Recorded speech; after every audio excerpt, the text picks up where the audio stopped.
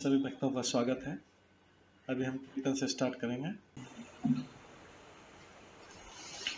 जय राधा माधव कुंज बिहारी, जय राधा माधव कुंज बिहारी, जय गोपीजन वल्लभ गिरिवर धारी, जय गोपीजन वल्लभ गिरिवर धारी, यशोदानंदन व्रज जनरंजन, यशोदानंदन व्रज जनरंजन, यमुना तीरावनचारी,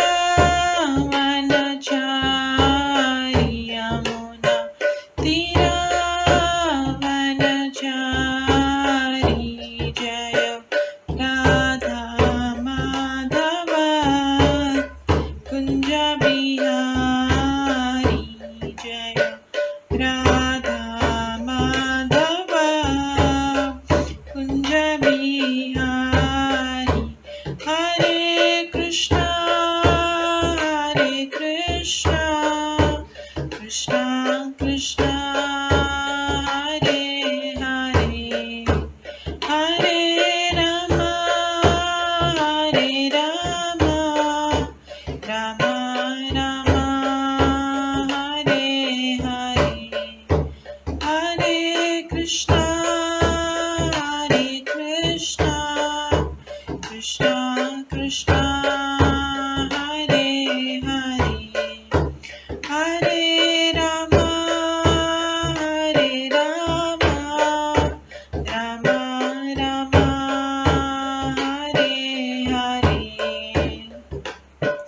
हरे कृष्णा कृष्णा कृष्णा हरे हरे, हरे राम राम राम हरे हरे, हरे कृष्णा कृष्णा कृष्णा हरे हरे, हरे राम राम राम हरे हरे, हरे कृष्णा कृष्णा कृष्णा हरे हरे, हरे राम राम राम हरे हरे, हरे कृष्णा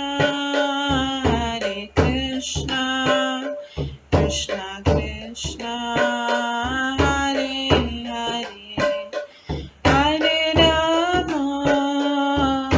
राम राम राम हरे हरे, हरे कृष्णा कृष्णा कृष्णा हरे हरे, हरे राम राम राम हरे हरे, जय राधा माधव राधे, जय राधा गोविंद राधे, जय गौरनिताय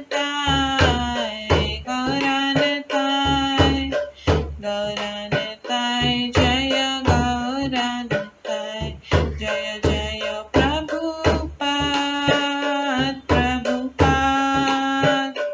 प्रभुपाद जय जय प्रभुपाद, जय जय गुरुदेव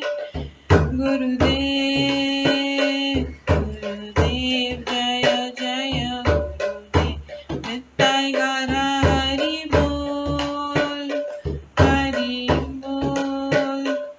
हरि बोल नित्य गौर हरि बोल, गौर प्रेमानंदे हरि हरि बोल। हरे कृष्णा। आज की इस क्लास में सभी भक्तों का स्वागत है। अभी मंगलाचरण से स्टार्ट करेंगे। ओम अज्ञान तिमिरन्धस्य ज्ञानाञ्जनशलाकया चक्षुरुन्मिलितं येन तस्मै श्रीगुरुवे नमः। श्रीचैतन्यमनोभीष्टं स्थापितं येन भूतले स्वयं रूप कदा मह्यं ददाति स्वपदान्तिकम्। वन्देऽहं श्रीगुरो श्रीयुतपदकमलं श्रीगुरुं वैष्णवांश्च श्रीरूपं साग्रजातं सहगण रघुनाथान्वितं तं सजीवं साद्वैतं सावधूतं परिजनसहितं कृष्णचैतन्यदेवं श्रीराधाकृष्णपादान् सहगण ललिता श्रीविशाखान्वितांश्च नमो विष्णुपदाय कृष्णपृष्ठाय भूतले श्रीमते भक्तिवेदान्त स्वामिन्निति नामिने। नमस्ते सरस्वती देवे गौरवाणी प्रचारिणे निर्विशेष शून्यवादी पाश्चात्य देशतारिणे। वाञ्छाकल्पतरुभ्यश्च कृपा सिन्धुभ्येव च पतितानां पावनेभ्यो वैष्णवेभ्यो नमो नमः। जय श्री कृष्ण चैतन्य प्रभु नित्यानंद श्री अद्वैत गदाधर शिवासादि गौर भक्तवृंद। हरे कृष्णा कृष्णा कृष्णा हरे हरे, हरे राम राम राम हरे हरे। ओम नमो भगवते वासुदेवाय। ओम नमो भगवते वासुदेवाय। ओम नमो भगवते वासुदेवाय। नारायणं नमस्कृत्य नरं चैव नरोत्तमं देवीं सरस्वतीं व्यासं ततो जयमुदीरयेत्। नष्टप्रायेषु भद्रेषु नित्यं भागवत सेवया भगवते उत्तम श्लोके भक्तिर्भवति नैष्ठिकी। कृष्णाय वासुदेवाय देवकी नंदनाय च नन्दगोपकुमाराय गोविन्दाय नमो नमः। सर्ववेदान्तसारमे श्रीभागवतम् इष्यते तद्रसामृताप्तस्य नान्यत्र स्याद्रति क्वचित्। आराध्यो भगवान् ब्रजेश कन्यस्तनधाम वृन्दावन रम्या काचिदुपासना व्रजवधूवर्गेण या कल्पिता। श्रीमद्भागवतं प्रमाणम् अमलं प्रेम कुमार्थमः श्रीचैतन्य महाप्रभुमतम् इदं तत्रादरो न परम्। मूकं करोति वाचालं पङ्गुलङ्घयते गिरिं यत्कृपातमहं वन्दे परमानन्दमाधवम्। हरे कृष्णा।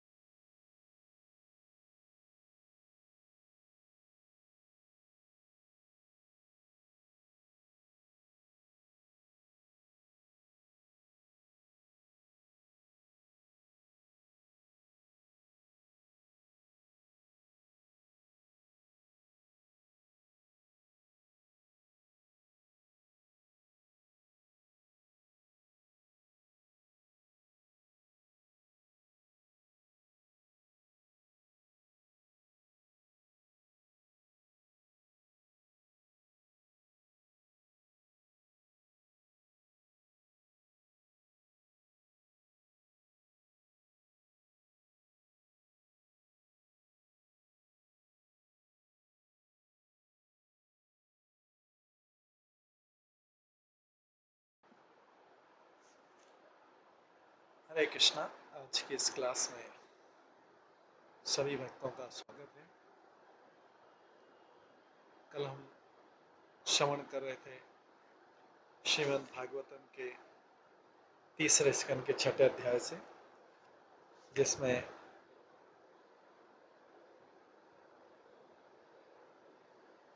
विश्व रूप की सृष्टि का वर्णन था।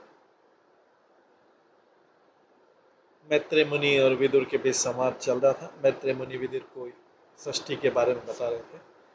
आज उसी प्रसंग, वही जो मैत्रेय विदुर संवाद है, उसमें 7वें अध्याय से हम श्रवण करेंगे। विदुर द्वारा अन्य प्रश्न पूछे जा रहे हैं। तो इस अध्याय का नाम है विदुर द्वारा अन्य प्रश्न, मैत्रेय विदुर संवाद, अध्याय 7, तीसरे स्कंद का 7वां अध्याय के पहले श्लोक से हम आरंभ करेंगे। श्री शुक उवाच एवं ब्रह्मण मैत्रेयं द्वैपायन सुतो बुधः प्रीणयन्निव्य भारत्या विदुरः प्रतिभाषतः। सुखदेव गोस्वामी ने कहा, हे राजन, जब महर्षि मैत्रेय इस प्रकार से बोल रहे थे,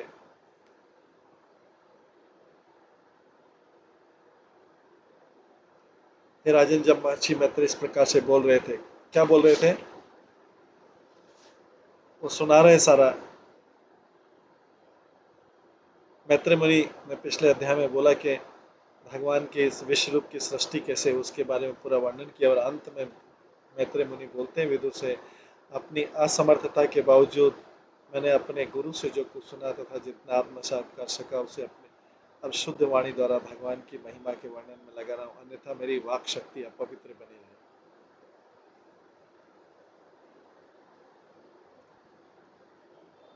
और मानवता का सर्वोच्च सिद्धिप्रद लाभ है पवित्र कर्ता के कार्यकलापों तथा महिमा की चर्चा में प्रवृत्त होना।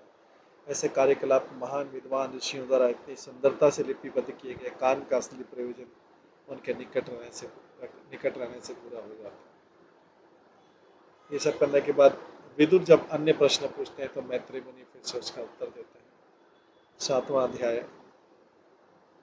श्री शुक उवाच एवं ब्रह्माणं मैत्रेयं द्वैपायन सुतो बुधः प्रणीयान्वी भारत्या विदुर प्रत्यभाषत। सुखदेव गोस्वामी ने कहा, राजन, जब महर्षि मैत्रेय इस प्रकार से बोल रहे थे, हे राजन, जब महर्षि मैत्रेय इस प्रकार से बोल रहे थे, द्वैपायन व्यास के विद्वान पुत्र विदुर ने यह प्रश्न पूछते हुए मधुर ढंग से एक अनुरोध व्यक्त किया। सुखदेव गोस्वामी कहते हैं, राजन, जब महर्षि मैत्रेय इस प्रकार से बोल रहे थे,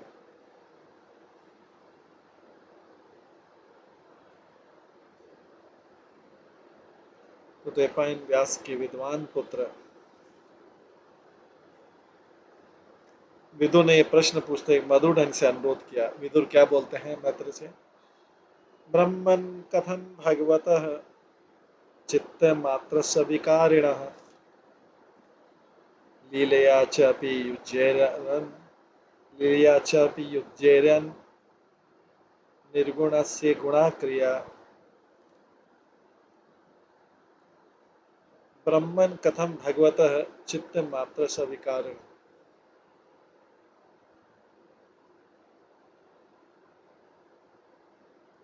ब्रह्मन् कथं भागवतः चित्तमात्रस्य विकारिणः लीलया च अपि युज्येरन् निर्गुणस्य गुणाक्रिया।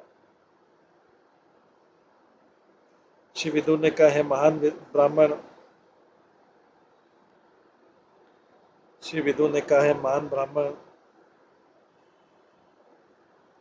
क्योंकि पूर्ण पुरुषोत्तम भगवान संपूर्ण आध्यात्मिक समष्टि और अधिकारी हैं, तो फिर वे प्रकृति के भौतिक गुण तथा उनके कार्यकलाप से किस प्रकार संबंधित।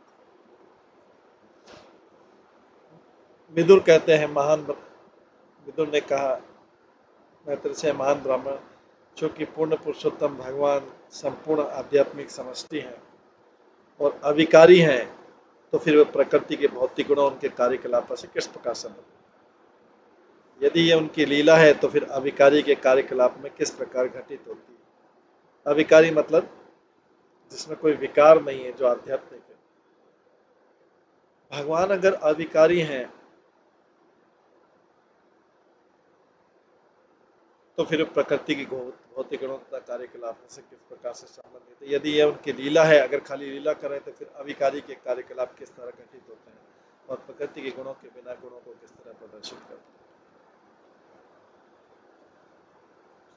तात्पर्य जैसा कि पिछले अध्याय में वर्णन हो चुका है, परमात्मा अर्थात परमेश्वर तथा जीवों में अंतर एक परमेश्वर तथा में जीवों में अंतर है यह है कि विराट जगत को उत्पन्न करने में भगवान के कार्यकलाप उनकी विविध शक्तियों द्वारा संपन्न होते हैं।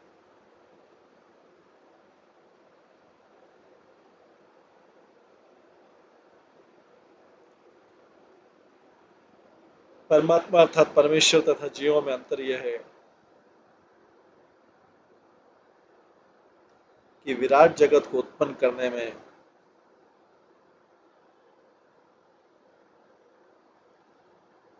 भगवान के कार्यकलाप उनकी विविध शक्तियों के द्वारा संपन्न होते हैं।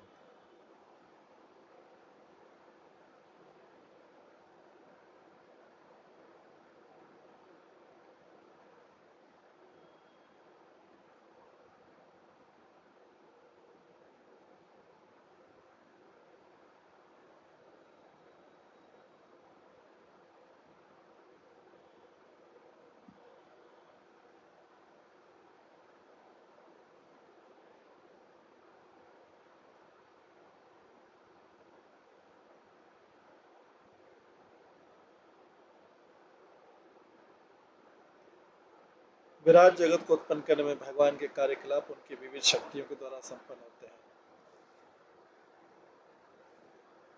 किंतु यह जगत जीवों को मोहग्रस्त करने वाला है, इसलिए भगवान शक्तियों के स्वामी हैं जबकि जीव उसके अधीन रहते हैं।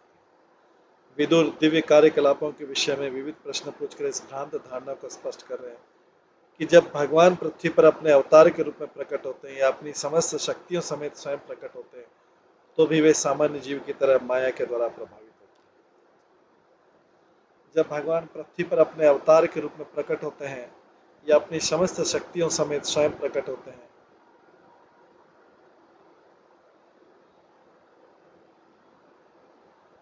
जब भगवान पृथ्वी पर अपने अवतार के रूप में प्रकट होते हैं या अपनी समस्त शक्तियों समेत स्वयं प्रकट होते हैं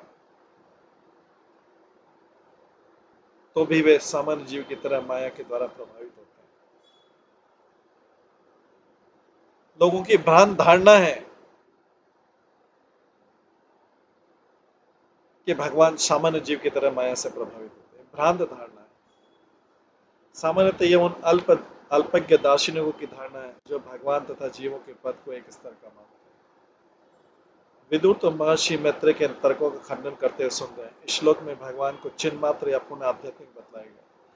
भगवान में अनेक अद्भुत वस्तुओं को चाहे वो नश्वर या अस्थायी उत्पन्न करने तथा प्रकट करने की असीम शक्ति है।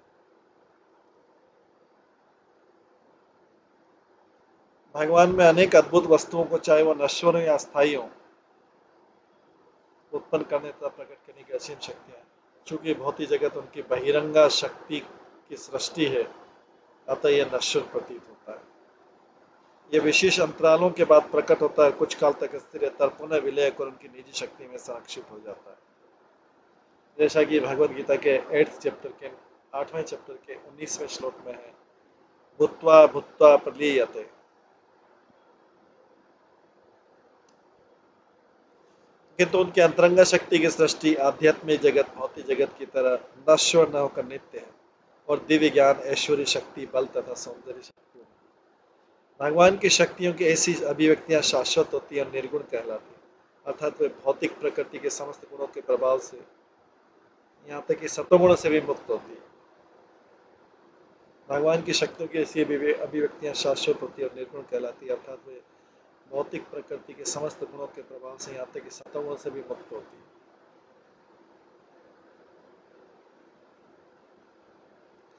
आध्यात्मिक जगत भौतिक सत्य से भी दिव्य है। आध्यात्मिक जगत भौतिक सत्य से भी दिव्य है, अतः परिवर्तनीय है। चूंकि परमेश्वर से नित्य तथा अपरिवर्तनीय गुणों के भौतिक प्रभाव जैसी किसी वस्तु के कभी अधीन नहीं होते, अतः उनके कार्यकलाप तथा रूप का जीवों की तरह माया का अधीन होना किस तरह सोचा जा सकता है।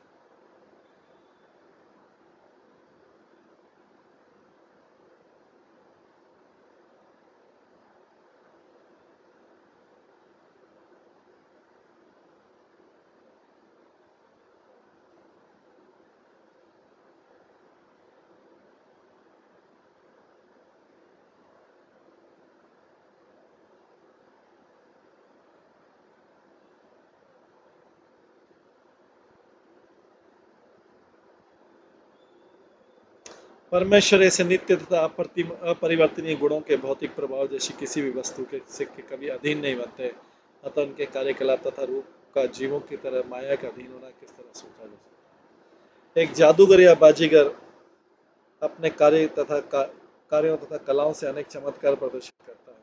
वो अपनी जादूगरी से गाय बन सकता है, फिर भी वह गाय नहीं होता है।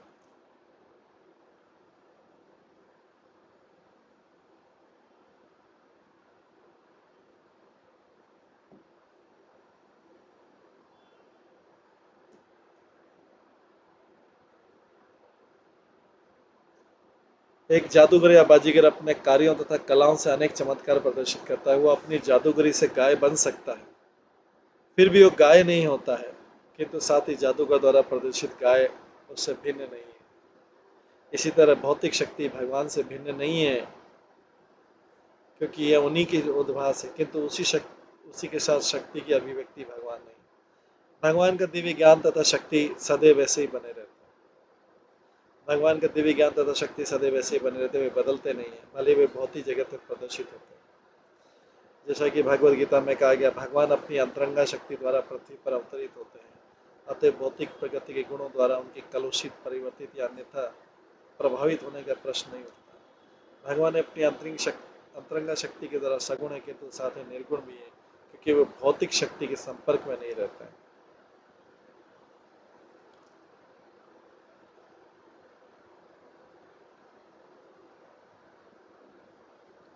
कारागार के प्रतिबंध उन बंदियों पर लागू होते हैं जो राजा के कानून द्वारा दंडित किए गए, किंतु राजा कभी भी कानून की ऐसी जटिलताओं द्वारा प्रभावित नहीं होता, भले वे अपनी सद इच्छा से कारागार को दौरा करें। विष्णु पुराण में भगवान के षड ऐश्वर्य को उनसे अभिन्न बताया गया।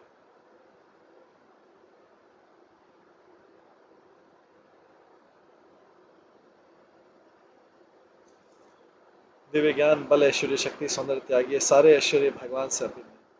जब वे इस जगत में ऐसे ऐश्वर्य का स्वयं प्रदर्शन करते हैं, तो भौतिक प्रकृति के गुणों से इनका कोई संबंध नहीं होता।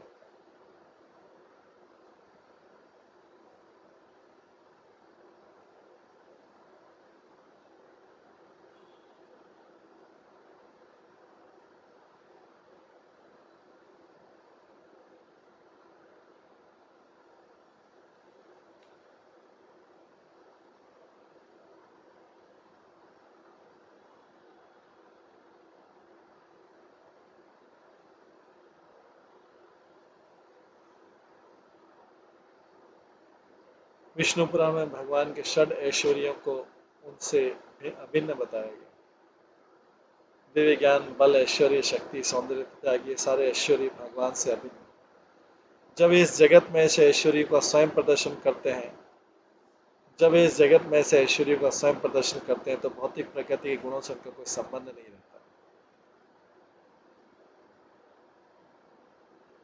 चिन्मात्र शब्द उसकी गारंटी के भगवान के कार्यकलाप सदैव दिव्य रहते हैं, चाहे भौतिक जगत में ही प्रदर्शित क्यों न। उनके कार्यकलाप स्वयं उन पर पूर्ण पुरुषोत्तम के तुल्य, अन्यथा सुखदेव गोस्वामी जैसे मुक्त भक्त उनके द्वारा आकर्षण है। विदु ने पूछा कि भगवान के कार्यकलाप किस तरह भौतिक प्रगति के गुणों वाले हो सकते हैं, जैसा कि कभी कभी अल्पज्ञों द्वारा गलत आकलन किया जाता है। भौतिक गुणों की नश्वरता भौतिक देह तथा आत्मा के मध्य अंतर के कारण, भौतिक गुणों की नश्वरता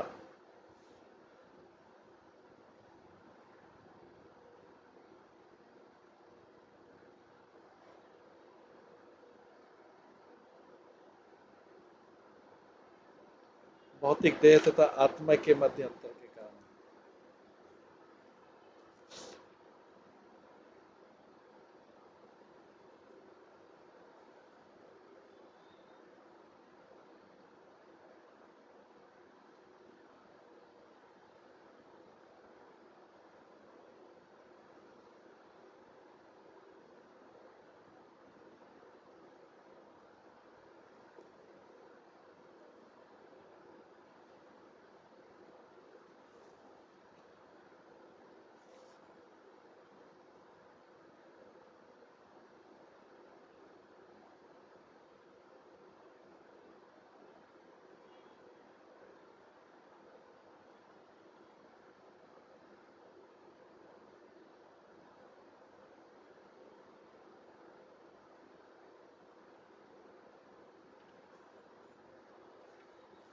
भौतिक गुणों की नश्वरता भौतिक देह तथा आत्मा के मध्य अंतर के कारण बद आत्मा के कार्यकलाप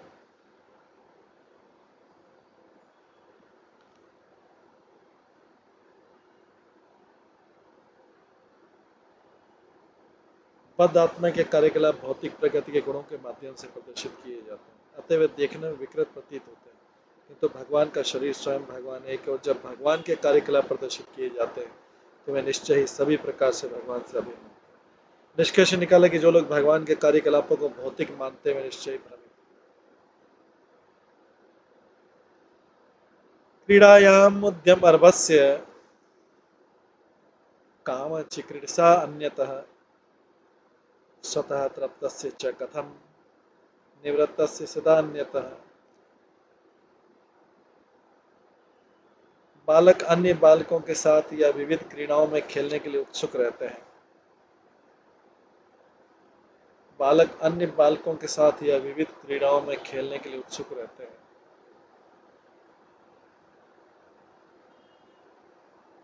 क्योंकि वे इच्छा द्वारा प्रोत्साहित किए जाते हैं, किंतु भगवान में ऐसी कोई इच्छा की संभावना नहीं होती, क्योंकि वे आत्मतुष्ट हैं और सदैव हर वस्तु से विरक्त रहते हैं।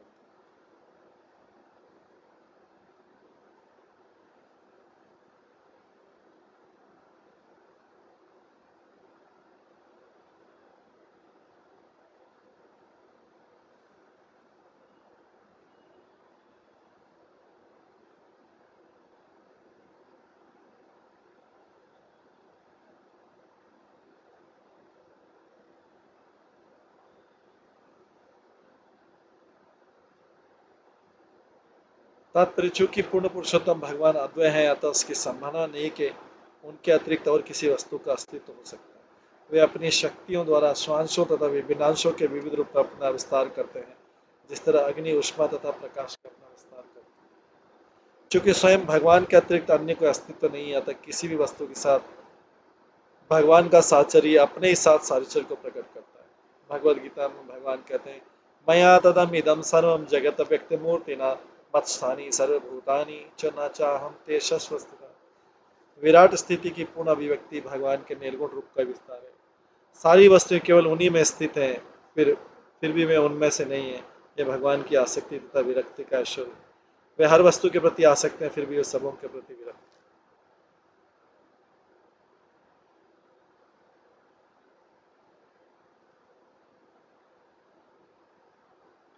अस्त्राक्षित भगवान विश्वम गुणमयात्ममायया तया संस्थापयिते तत् भूय प्रत्यभिभास्यति। भगवान ने प्रकृति के तीनों गुणों की स्वरक्षित शक्ति द्वारा इस ब्रह्मांड की सृष्टि कराई है।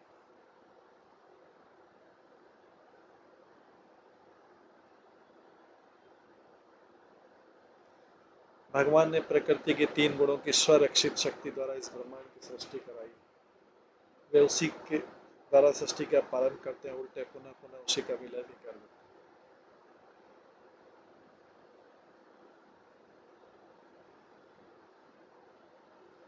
भगवान ने प्रकृति के तीन गुणों की स्वरक्षित शक्ति द्वारा इस ब्रह्मांड की सृष्टि कराई है।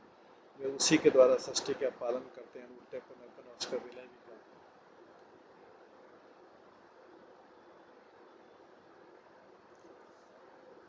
तात्पर्य भगवान द्वारा इस विराट ब्रह्मांड की रचना उन जीवों के लिए की जाती जो नकल द्वारा भगवान से एकाकार होने के भ्रांत विचार में बह जाते हैं। प्रकृति के तीनों गुण बद्ध जीवों के मोह को और भी बढ़ाने वाले हैं।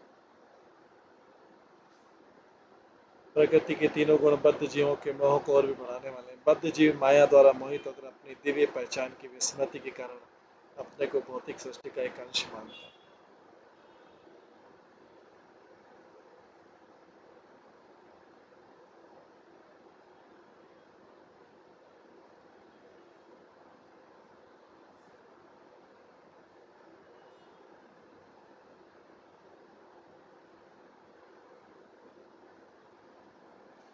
प्रकृति के तीनों गुण बद्ध जीव के मोह को और भी बढ़ाने वाले हैं। बद्ध जीव माया द्वारा मोहित होकर अपनी दिव्य पहचान की विस्मृति के कारण अपने को भौतिक सृष्टि का एक अंश मानता है।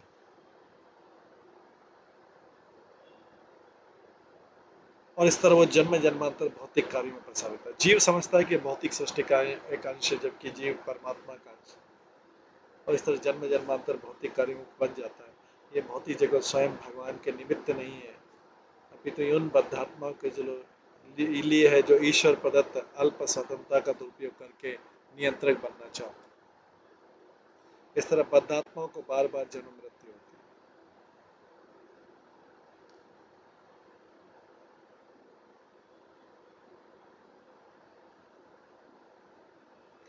देशतः कालतो योऽसो देशतः कालतः योऽसो अवस्थात् स्वतः अन्यतः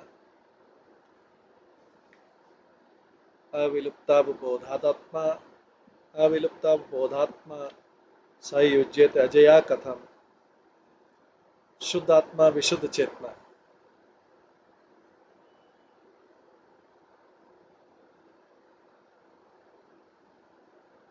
शुद्ध आत्मा विशुद्ध चेतना है और वह परिस्थितियों, काल, स्थितियों, शब्दों तथा अन्य कारणों से कभी भी चेतना से बाहर नहीं होता। शुद्ध आत्मा विशुद्ध चेतना है और वह परिस्थितियों, काल, स्थितियों, स्वप्नों तथा अन्य कारणों से कभी भी चेतना से बाहर नहीं होता। तो फिर अविद्या में लिप्त क्यों होता है? विदु द्वारा प्रश्न पूछा जा रहा है। शुद्ध आत्मा विशुद्ध चेतना है, वो परिस्थितियों, काल, स्थितियों, स्वप्नों तथा अन्य कारणों से कभी भी चेतना से बाहर नहीं होता, तो फिर अविद्या में क्यों लिप्त होता है?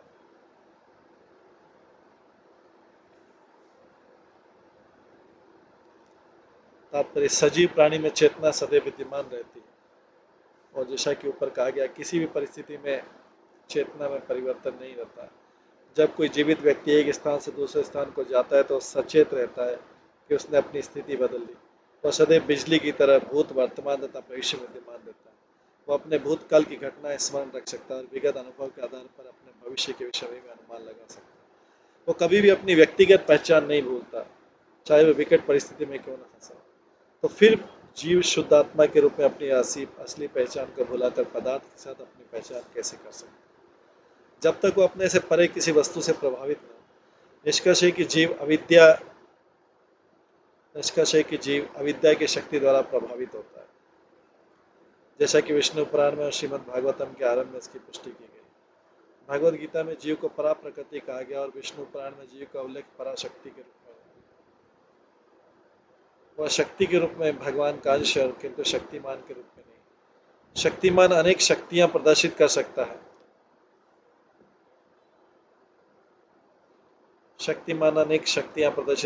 किंतु शक्ति किसी भी अवस्था में शक्तिमान की समता नहीं कर सकती।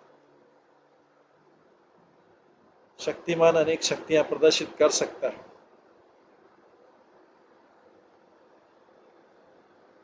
किंतु शक्ति किसी भी अवस्था में एक शक्तिमान की समता नहीं कर सकती। एक शक्ति दूसरी शक्ति द्वारा पराभूत हो सकती है, किंतु शक्तिमान के लिए सारी शक्तियां उसके वश में होती हैं।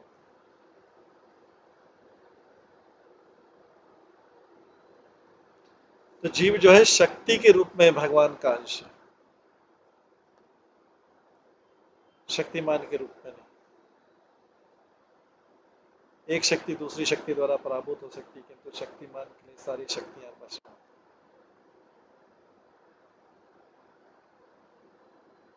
जीव शक्ति या भगवान की क्षेत्र की शक्ति में बहिरंगा शक्ति अर्थात अविद्या कर्म संज्ञा द्वारा पराभूत होने की प्रवृत्ति रहती है।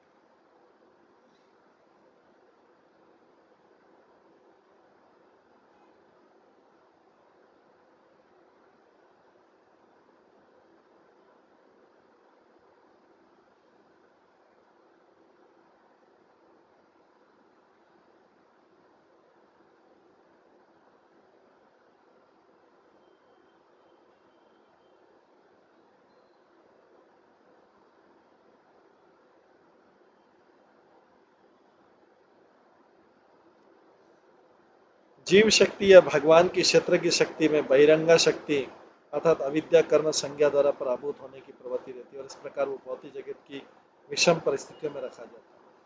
जीव अपनी असली पहचान को तब तक नहीं भुला सकता है जब तक वो अविद्या शक्ति द्वारा प्रभावित हो।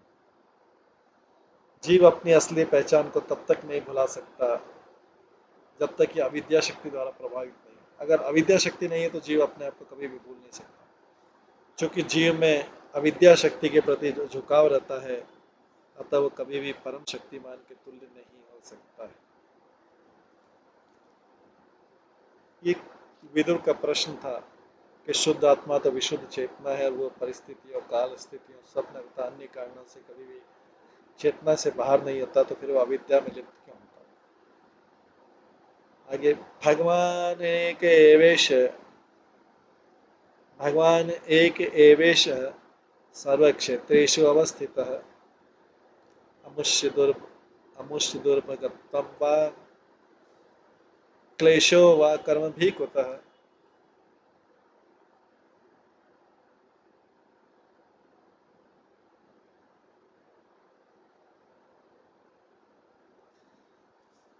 भगवान परमात्मा के रूप में हर जीव के हृदय में स्थित रहते हैं।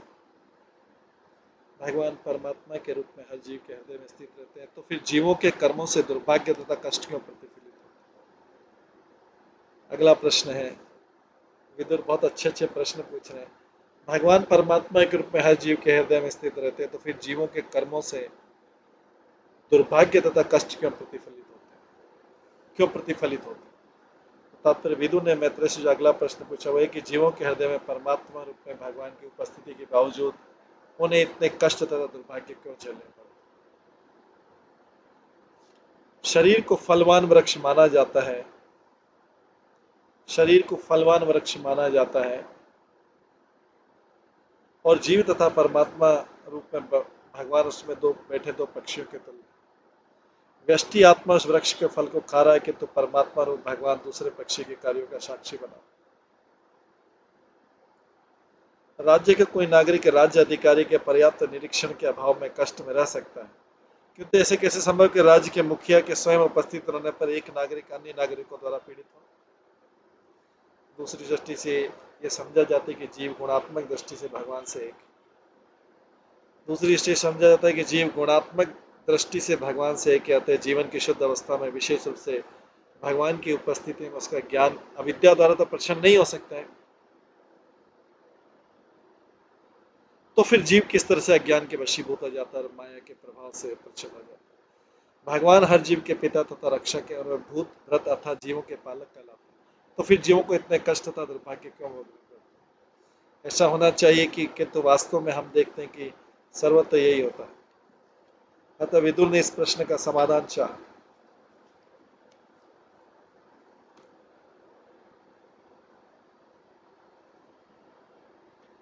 एतस्मिन् मे मनः विद्वन् खिद्यते अज्ञान संकटे तथा न पाराणुद विभो कश्मलम मानसम महत्। हे महान है विद्वान पुरुष,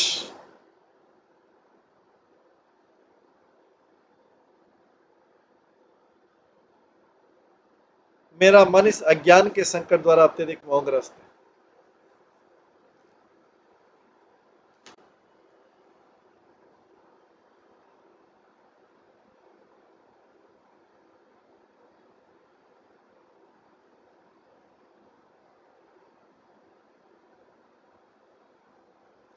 हे महान विद्वान पुरुष, मेरा मन इस अज्ञान के संकट द्वारा अत्यधिक मोहग्रस्त है, इसलिए मैं आपसे प्रार्थना कर रहा हूं कि आप इसको स्पष्ट करें।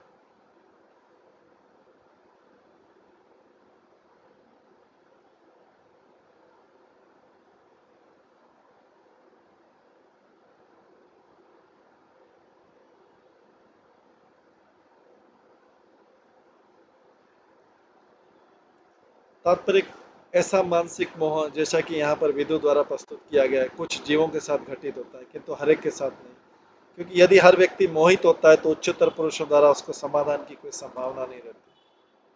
विदुर प्रश्न के बाद प्रश्न पूछ रहे हैं, मैत्रेय इसका उत्तर देंगे।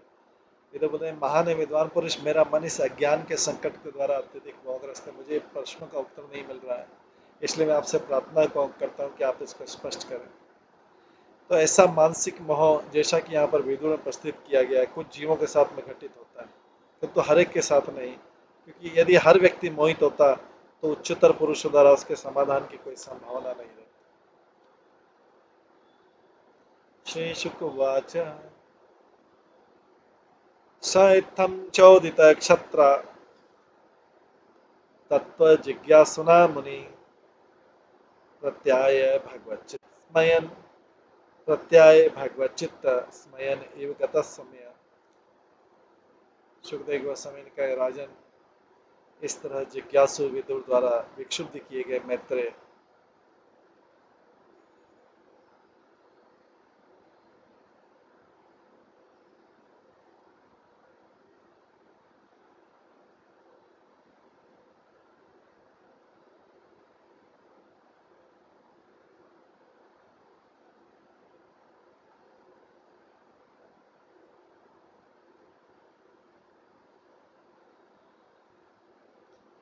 सुखदेव गोस्वामी ने कहा, राजन, इस तरह जिज्ञासु विदुर द्वारा विक्षुब्ध किए गए मैत्रेय मैत्रेय से जब इतने सारे पूछे तो मैत्रेय सर्वप्रथम आश्चर्यचकित प्रतीत हुए कि विदुर कितने महान महान क्वेश्चन पूछ रहे हैं, किंतु इसके बाद उन्होंने बिना किसी हिचक के उन्हें उत्तर दिया, क्योंकि वे पूर्ण रूप में ईश भावना भावित थे। मैत्रेय, चूंकि महामुनि मैत्रेय ईश भावना भावित थे, अतः विदुर द्वारा पूछे गए परस्पर विरोधी प्रश्नों से उनके आश्चर्यचकित होने का कोई कारण नहीं था। इसलिए भक्त रूप में ऊपर से आश्चर्य हुए, मानो वे यह न जानते हो कि इन प्रश्नों का उत्तर कैसे दिया जाए। तुरंत पूर्णतः स्थिर चित्त हो गए और उचित रीति से विदुर को उत्तर देने लगे। यस्मिन विज्ञाते सर्व एवं विज्ञातम भवति। जो भी व्यक्ति भगवत भक्त होता है वो कुछ हद तक भगवान के विषय में जानता है, और भगवत भक्ति उसे भगवत कृपा से हर बात को समझने में समर्थ बनाती है। यद्यपि भक्त ऊपर से अपने को अज्ञानी व्यक्त करता है, किंतु वह प्रत्येक जटिल विषय का पूर्ण ज्ञान।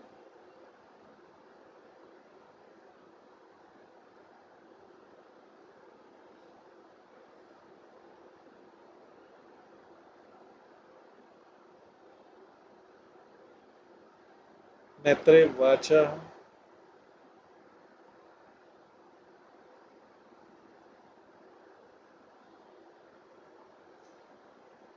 सेयं भगवतो माया यन्येन विरुध्यते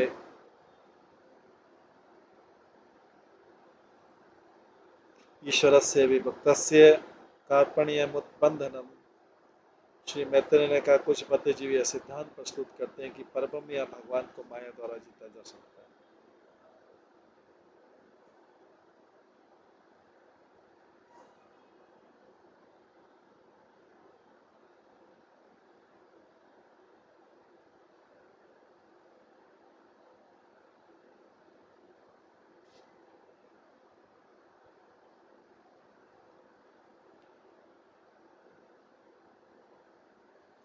मैत्रेय ने कहा, कुछ बुद्धिजीव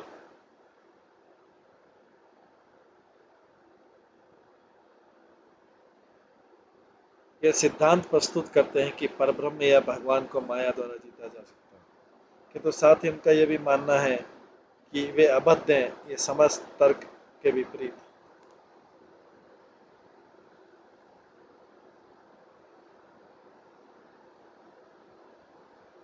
ये कुछ जीवों का सिद्धांत है कि भगवान को माया द्वारा जीता जा सकता है, कुछ बोलते हैं अबद्ध है। ये दोनों समस्त तर्क के विपरीत। तात्पर्य, कभी कभी ऐसा लगता है कि भगवान, जो कि 100% आध्यात्मिक है, उस माया शक्ति के कारण स्वरूप तो नहीं हो सकते हैं जो व्यष्टि आत्मा के ज्ञान को प्रत्यक्ष करे। किंतु वास्तव में इसमें कोई संदेह नहीं कि माया या बहिरंगा शक्ति भी भगवान का अंश है। जब व्यास देव जी ने भगवान का साक्षात्कार किया तो उन्होंने भगवान को अपनी बहिरंग की शक्ति के साथ देखा। जब व्यास देव ने भगवान का साक्षात्कार किया तो उन्होंने भगवान को अपनी बहिरंगा शक्ति के साथ देखा,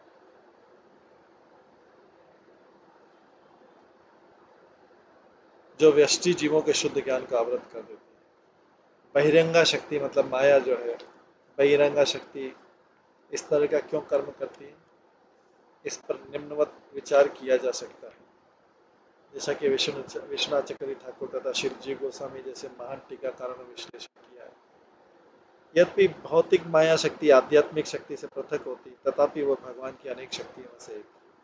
और इस तरह प्रकृति के भौतिक गुण निश्चय भगवान के ही गुण है। शक्ति तथा शक्तिमान भगवान पृथक पृथक नहीं।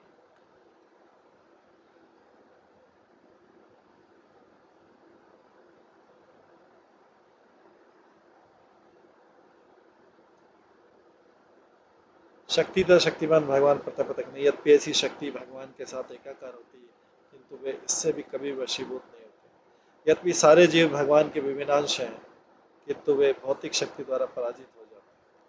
यद्यपि सारे जीव भी भगवान के विभिन्नांश हैं,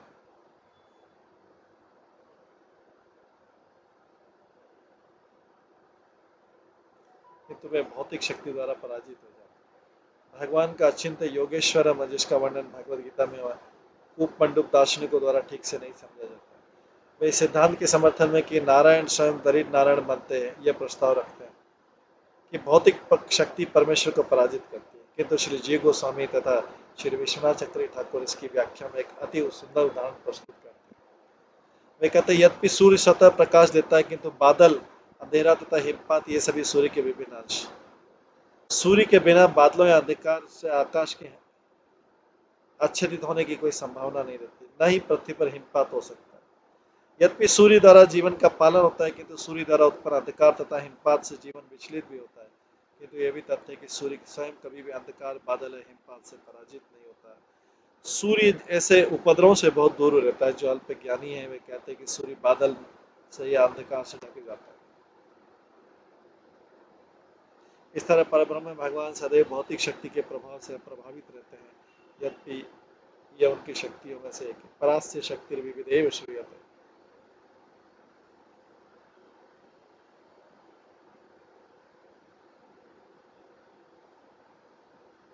अतः माया द्वारा परब्रह्म के पराजित होने पर बल देने का कोई कारण नहीं है। बादल, अंधकार तथा हिमपात सूर्य की किरणों के एक नगण्य अंश को ही ढक सकते हैं।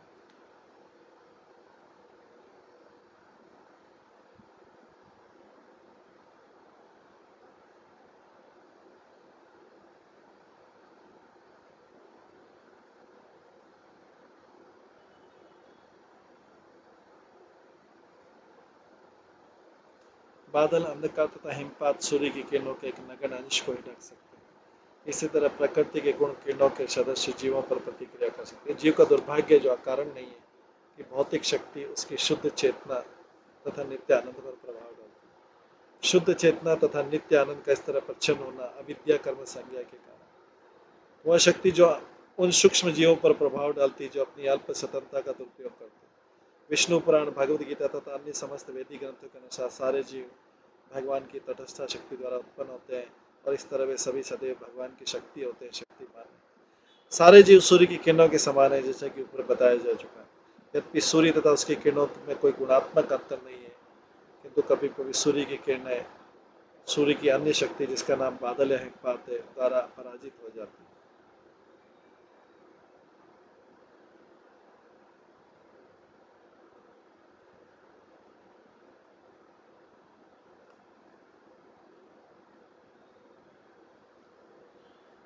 इस तरह यद्यपि जीव गुणात्मक रूप से भगवान की पराशक्ति के साथ एक है, किंतु उसमें उनमें कनिष्ठ भौतिक शक्ति द्वारा पराजित होने की प्रवृत्ति है।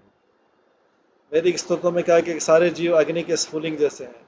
अग्नि के स्फुलिंग भी अग्नि होते हैं, किंतु स्फुलिंगों की ज्वलन शक्ति मूल अग्नि से भिन्न होती है। जब स्फुलिंग मूल अग्नि से, स्फुलिंग मूल मतलब स्पार्क, जब वो संपर्क अग्नि से संपर्क तोड़कर बाहर हो जाता है, तो अग्नि विहीन वायुमंडल से प्रभावित होते हैं, और इस तरह वे स्फुलिंग के रूप में अग्नि के साथ अपनी शक्ति बनाए रखते हैं, किंतु मूल अग्नि के रूप में नहीं। ये स्फुलिंग मूल अग्नि के भीतर शाश्वत रीति से उसके विनाश के रूप में रह सकते हैं, किंतु जिस क्षण ये स्फुलिंग मूल अग्नि से पृथक हो जाते हैं, तभी उनके दुर्भाग्य तथा कष्ट प्रारंभ होते हैं।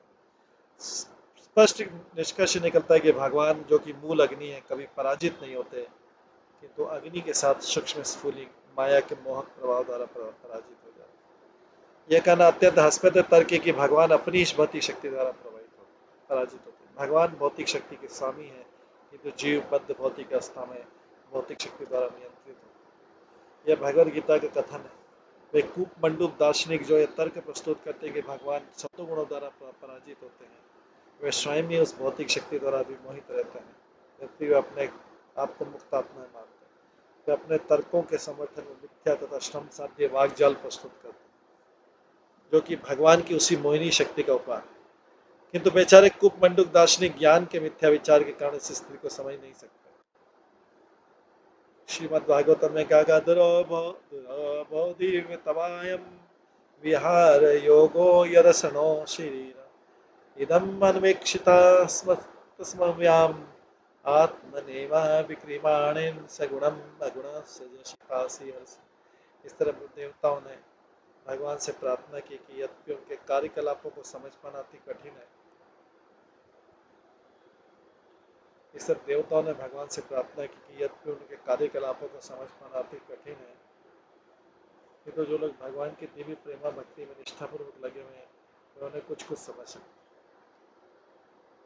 देवताओं ने भगवान से प्रार्थना की कि यद्यपि उनके कार्यकलापों को समझ पाना अति कठिन है, किंतु जो लोग भगवान की दिव्य प्रेमा भक्ति में निष्ठापूर्वक लगे हुए हैं वे उन्हें कुछ कुछ समझ सकते हैं भगवान को। देवताओं ने स्वीकार किया कि यद्यपि भगवान भौतिक प्रभाव या सृष्टि से पृथक हैं, तो भी वे देवताओं के माध्यम से पूर्ण विराट जगत कर सृजन पालन तथा संहार करते हैं।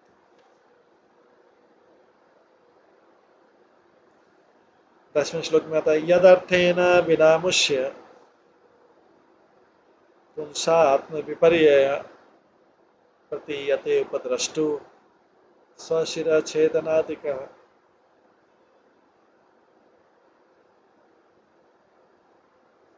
तात्पर्य, एक बार पाठशाला में एक शिक्षक ने अपने शिष्य को धमकाया कि वो उसका सिर काट कर दीवार पर टांग देगा, जिससे बालक यह देख सके कि उसका सिर तरीके से काटा गया। तो बालक डर गया और उसने शैतानी बंद कर दी। इस तरह शुद्ध आत्मा के कष्ट तथा उसकी आत्म पहचान का व्यवधान भगवान की बहिरंगा शक्ति द्वारा ही नियमित होता है। यह शक्ति उन शैतान जीवों को नियंत्रित करती है जो भगवान की इच्छा के विरुद्ध जाना चाहते हैं।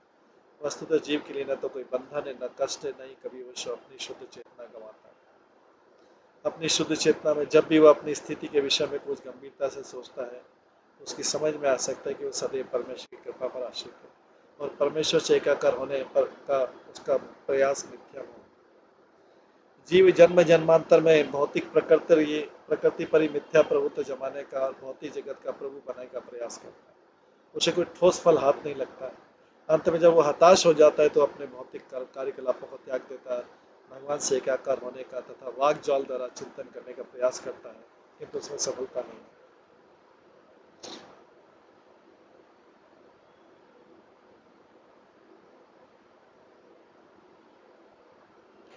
ये सारे कार्य माया शक्ति के आदेश के अनुसार संपन्न किए जाते हैं। इस अनुभव की तुलना स्वप्न में किसी मनुष्य द्वारा अपना सिर काटे जाने के अनुभव से की है। जिस व्यक्ति का सिर काटा जाता है वह भी देखता है कि उसका सिर काट लिया गया है, किंतु यदि किसी मनुष्य का सिर काट लिया जाए तो देखने की शक्ति खो बैठता है। तो स्वप्न में अगर व्यक्ति देख सकता है कि मेरा सिर काटा जा रहा है, लेकिन वो देख सकता है, लेकिन वास्तव में अगर किसी व्यक्ति का सिर काट दिया जाए तो देखने की शक्ति खो देता है। अतः यदि कोई मनुष्य देखता है कि उसका सिर काट लिया गया है तो उसका अर्थ है कि उसने उसी तरह सोचा कि जैसा कि व्यामोह में या स्वप्न में, उसी तरह शाश्वत रूप से जीव परमेश्वर के अधीन होता है और ये ज्ञान उसके पास रहता है, किंतु कृत्रिम रूप से वह सोचता है कि उस स्वयं ईश्वर है। यदि ईश्वर है तथापि माया के कारण वो अपना ज्ञान खो चुका है। इस विचारधारा का कोई अर्थ नहीं है। जिस तरह अपने सिर को कटता हुआ देखने का कोई अर्थ नहीं है, यही प्रक्रिया जिसे ज्ञान से ढका रहता है। चूंकि जीव की एक कृत्रिम विद्रोही दशा उसे सारे कष्ट प्रदान करती है, अतः समझना चाहिए कि उसे भगवत भक्त के रूप में अपना सामान्य जीवन ग्रहण करना है और ईश्वर होने की भ्रांत धारणा से मुक्त होना है। अपने को ईश्वर सोचने की तथाकथित मुक्ति अविद्या का अंतिम प्रतिफल है, जिससे जीव पाश में बनता है। निष्कर्ष है कि भगवान की नित्य सेवा से वंचित जीव कई प्रकार से मोहग्रस्त हो सकते। अपने बद्ध जीवन में तक में वो भगवान का नित्य दास रहता है। मोहिनी माया के पाश के अंतर्गत उसकी दासता भी उसकी नित्य सेवा दशा की अभिव्यक्ति। क्योंकि उसने भगवान की सेवा के विरुद्ध विद्रोह किया है, इसलिए उसे माया की सेवा में रखा जाता है। वह तब भी सेवा करता है, किंतु विकृत रीति से करता है।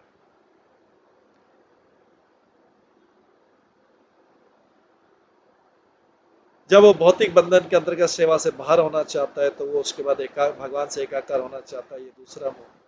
इसलिए सबसे अच्छा मार्ग भगवान की शरण ग्रहण करना है और इस तरह हमेशा के लिए माया से छुटकारा पाना है, जिसकी पुष्टि भगवद गीता में वही देवी हैषा गुणमयी ममाया दुरत्तया मामेव प्रपद्यन्ते माया मेताम तरन्ति।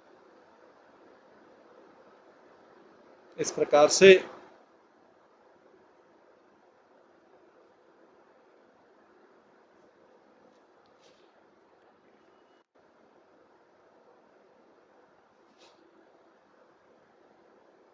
विदुर मैत्रेय मुनि से प्रश्न पूछ रहे हैं। मैत्रेय मुनि कठिन से कठिन प्रश्नों का बहुत सरलता से उत्तर दे रहे हैं। ये सब हम सबको शिक्षा देने के लिए। तो आज की इस क्लास को हम यहीं पे विराम देते हैं।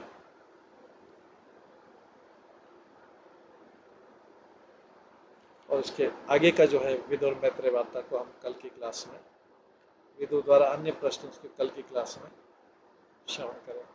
आज की क्लास को यहीं पे विराम देते हैं। सभी भक्तों का बहुत बहुत धन्यवाद।